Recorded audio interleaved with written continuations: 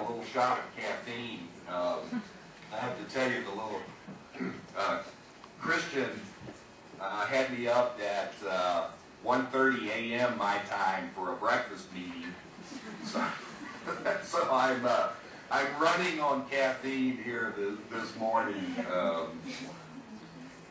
But let me talk about now some core premises that underlie this whole notion of transfer of training, transfer of learning.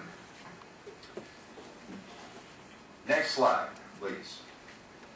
Core premise number one, and this is critical, that is the performance change on the job is the central purpose of organizational training. Now, over the last 20 years, at least here in the United States, there's been quite a transformation in the profession, because if you go back several decades, most people would say learning is the central purpose of training. And some of you may still feel like that. But I would argue, and many people now argue, that we're really not in the learning business per se. We're in the performance improvement business, and we use learning as our tool to change performance.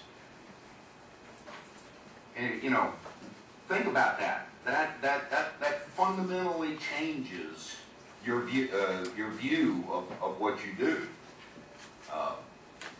And think about right now, is training in your organization specifically designed to improve job performance outcomes? You don't need to answer that, but think about that. And we can discuss that as we get to the second part of the class. Next slide, please. Core premise number two, that transfer is a function of a system of influences, not just the learning design. What our research tells us is that the factors outside the classroom are just as important in explaining the variance or variability in performance change as is what happens in the classroom.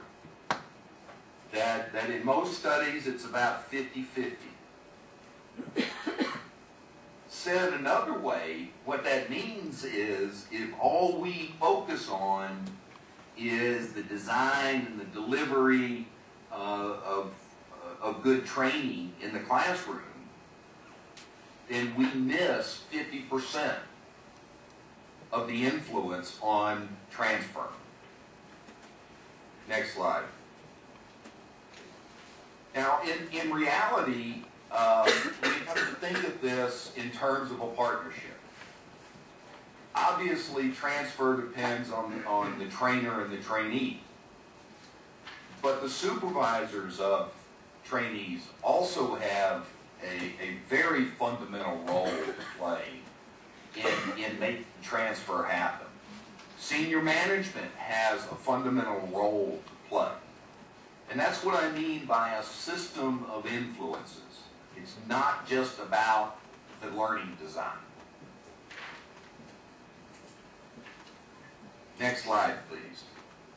So the key question that you need to be thinking about, and we have to ask in our organizations, is do the factors in the work environment help or catalyze trainees to use new skills? Or, next slide, do the factors in the work environment block trainees' use of new skills? Now, I'm going to show you some data in a little while that will show you that in fact, unfortunately, this second slide is more accurate. That the work environment is quite often a barrier to trainees applying what they learn.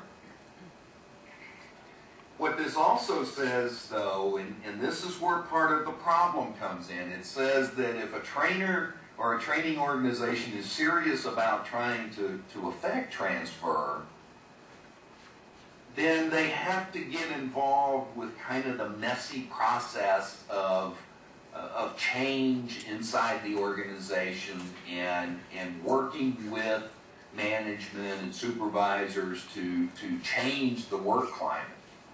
And that's a lot harder than just delivering training. But I will, as I argued earlier, and I'll continue to argue, we can't afford to not do it. Next slide, please. So together, these factors, the work environment, plus what goes on inside training, make up what we call the learning transfer system. And it's that system which determines how much learning transfers back to the job. So think about right now, just as a thought question, does your organizational culture proactively create learning transfer? The fact that you agreed with my 10 to 30% estimate tells me the answer is probably not a whole lot. And that's something we need to take a serious look at. Next slide. Premise number 3 is the good news is we can intervene to significantly improve training transfer. Next slide.